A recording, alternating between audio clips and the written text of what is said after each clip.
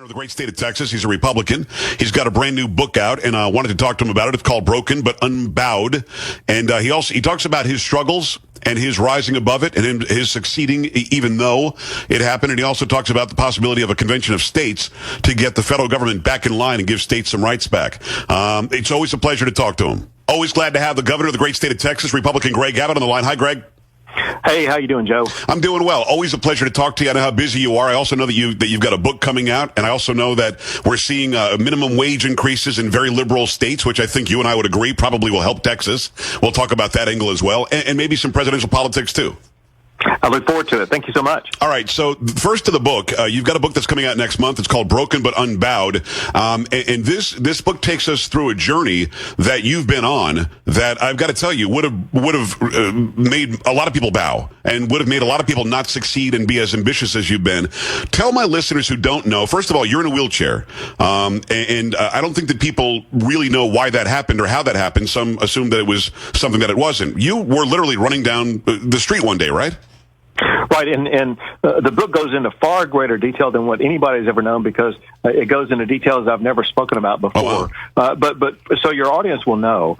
This is coming out in May, but you can pre-order it right now. Okay. You can go to gregabbott.com/book or just go to Amazon and look for Broken but Unbowed. And it talks about, for one, how my life was broken in half when I was out jogging and a big tree crashed down onto my back, fracturing my vertebrae, leaving me paralyzed, and yet despite that fact, it was after that time that I went on to become a Supreme Court justice, the longest-serving attorney general in Texas history, and now governor. And so what I'm showing is a level of inspiration for your readers to let them know that whatever challenges they may be facing, they don't have to be have their lives determined by those challenges. Instead, they can overcome those challenges and allow their lives to be determined by how they respond to the challenges they face. Again, the name of the book is Broken but Unbowed. And Governor, I'll put the links all over my social media. We'll make sure that we get the word out there on how they can go and pre-order it.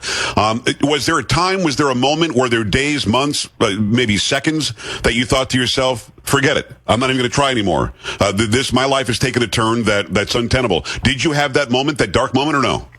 Well, the answer is yes, and I outline actually those moments repeatedly in the book. First is when I was laying on the ground after the tree crashed down onto me. I did not lose consciousness, and I'll talk about what was racing through my mind as I waited and waited and waited for an ambulance to pick me up. And then I talk about some kind of almost gross scenes about what happened in a hospital. And then I talk about challenges that I faced. I was in a hospital in a rehab center for months after months after months, and I actually got released early so I could attend a funeral of my stepfather. Oh. And then we go through various challenges that my wife and I faced. One of the inspirational things about the book is the fact that my wife and I had been married less than 3 years at the time, but she is a woman who lives up to her vow for better, for worse, in sickness and in health, because we have now celebrated 35 years of marriage. Congratulations. Well, was there a time that you thought, that's it, she's out of here?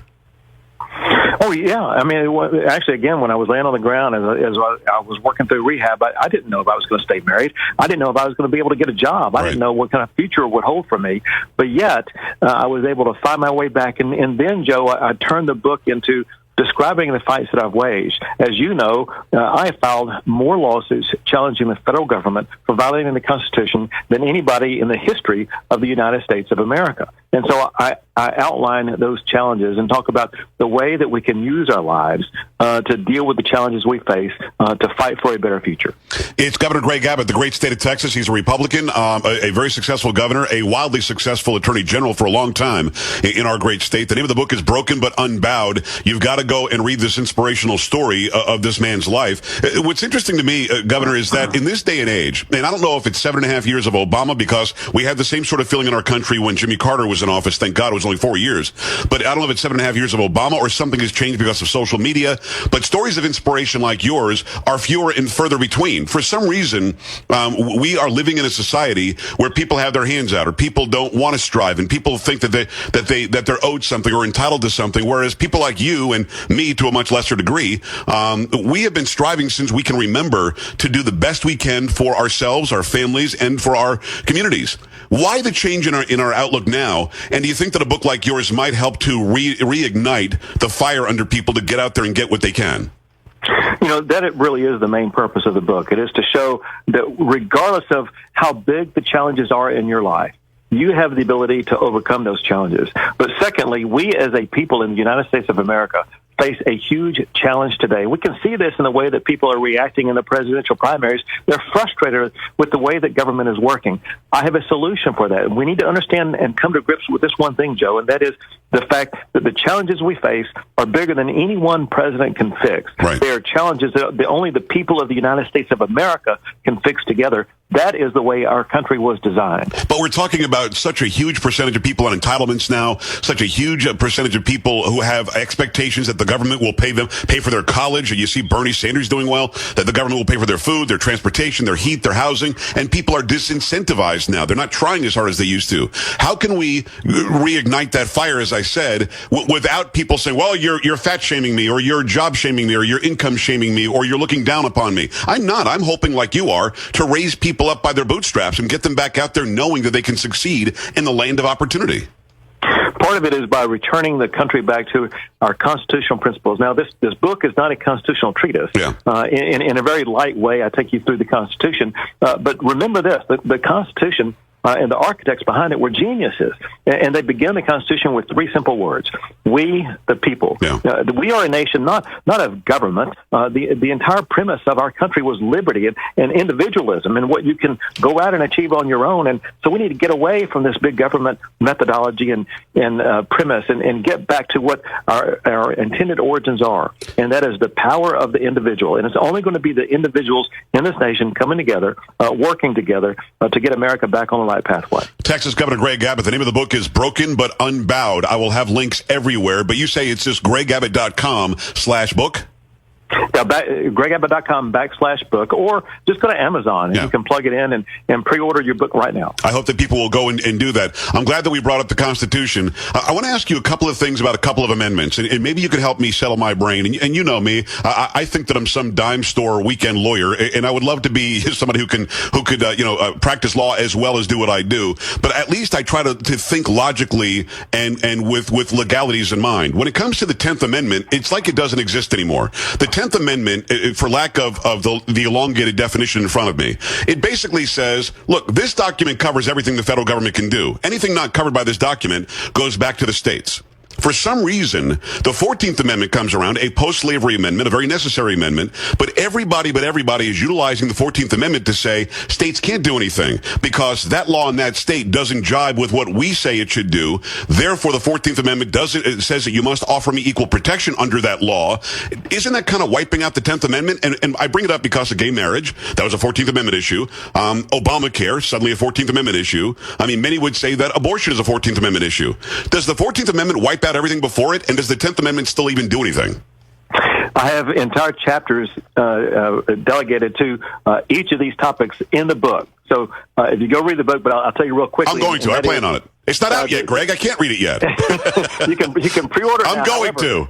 There is a chapter, for example, about what I call putting teeth into the 10th Amendment, because you are precisely right. And a lot of your listeners know that the 10th Amendment says that all powers not delegated to the United States in the Constitution are reserved to the states or to the people. Yeah.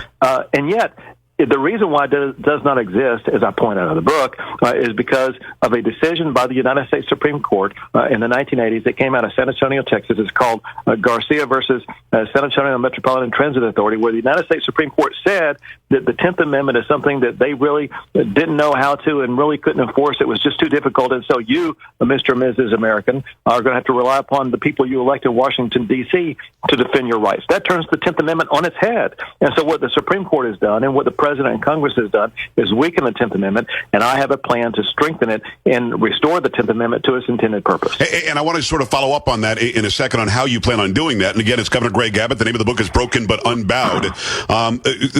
The ruling in that case from the 80s from San Antonio was ridiculous because it's actually very simple. It's one of the simplest amendments in the Constitution. Here's what I would do if I were on the Supreme Court. And Greg, maybe this is why I'm not in the Supreme Court. Oh, look, you're asking me about health care. Let me see. Nope, not covered in the Constitution. Go back to the states. Oh, you're asking me about marriage. Let me see. No, don't see anything about marriage in here. Go back to the states. Isn't it really that simple? Wasn't it supposed to be that simple?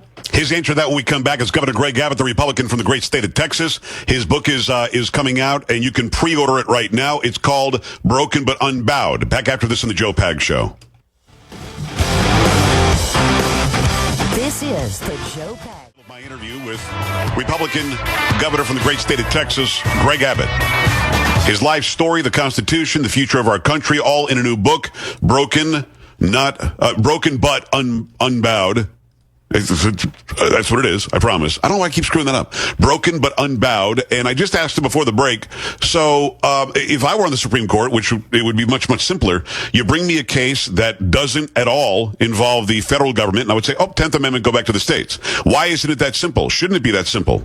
It is that simple, and that's what it's supposed to be. And even worse is what the U.S. Supreme Court did in that decision is they overturned a decision on the exact same issue from just 9 years earlier, which shows how out of control the United States Supreme Court is. Yeah. It shows how dangerous this nation is when just 5 liberal lawyers can alter the Constitution on their own.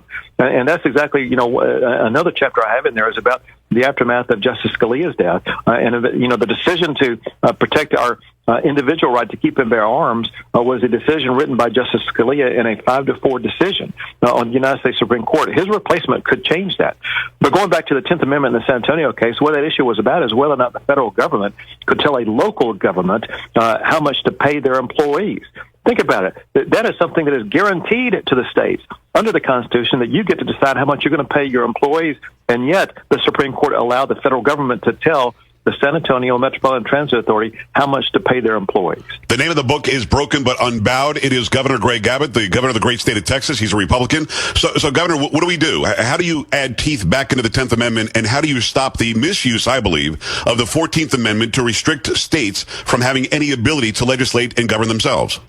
What you do is you listen to what James Madison said. You listen to what Alexander Hamilton said. What all the authors of the Constitution, they told us we were going to face this challenge, and so they included in the Constitution what's called Article 5. Article 1 deals with Congress. Article 2 deals with the President. Article 3 deals with the courts. Article 5 deals with the ability to amend the Constitution. Right. It's been amended 27 times, and it's been done by Congress. We know Congress is not up to the task, so the founders included the ability for states to lead the way, and states are leading the way. You need to know that in just the past year, states like Tennessee and Florida and Alabama and Indiana and others across the United States are picking up this banner. What a lot of people don't know is back in 1899, the state of Texas passed a provision to call for a convention of states to amend the Constitution, and that law is still alive today. And so what I'm saying is that we Americans need to gather together the way that Madison and Hamilton designed for us to be able to do, to take government back from the overreaching federal ways of Washington, D.C., and to restore the Constitution the way that Madison and Hamilton intended. So if we were to get a convention of the states, how does that shake out? If a certain percentage of the states, or a certain fraction, right? What is it, 3/4 or 2/3 of the states agree, then you can amend the Constitution. What does the amendment say? Very importantly, first, it takes 2/3 of the states to agree to even have a convention, okay, and that's 34 states. In order for anything to pass, for anything to change the Constitution, it requires 38 states. Okay. What that means is just 13 states can block anything, and just in case you're interested, there are 31 Republican governors in the United States of America. It takes just less than half of the Republican states right now to block any crazy thing from ever passing. Right. And so we have the ability to get some positive things done, but also the ability to prevent anything bad from happening. What would the amendment say? Well, you have specific things such as requiring a balanced budget amendment. Something as simple as that. Right. We would put teeth in the 10th Amendment by doing two things.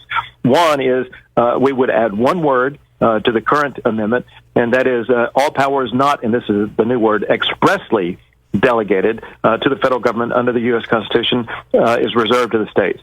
Two is we would amend the 10th Amendment to show that states do have the power to sue the federal government when the federal government strays from the Constitution. So some very simple things like that. It's not a rewrite of the Constitution. It is basically taking a few simple steps to restore the Constitution to the way it should be. Joe, one last thing real quick. Sure. And that is that under the Constitution, it's supposed to be Congress that passes the laws that govern your life. You will be astonished to know that Congress doesn't even vote on more than 90% of the laws, rules, and regulations that govern your life. Instead, it's these federal, unelected, unaccountable bureaucrats that run your life under the EPA, the IRS, Health and Human Services, the Bureau of Land Management. Department of Education, like sure. Absolutely. Exactly. And so I would amend it to say that No federal regulation has any effect on your life whatsoever unless and until Congress votes to approve it. The next time we talk, we've got to talk about $15 an hour for a minimum wage, which is actually helping. It's a boom to Texas. We could talk about why and the presidential race, but we've used up all your time, my friend. I appreciate you, Greg. The name of the book is Broken but Unbowed. He's the governor of the great state of Texas, Republican Greg Abbott, gregabbott.com/book. And I'm going to put the links all over my Facebook and Twitter and all that stuff. You were going to say? I was going to say, I look forward to visiting with you again. And by the way, go Spurs, go. Go Spurs, go. They're great. All right, Governor, thanks a million. We'll talk soon. Take care. You could not throw that in there, Kerry.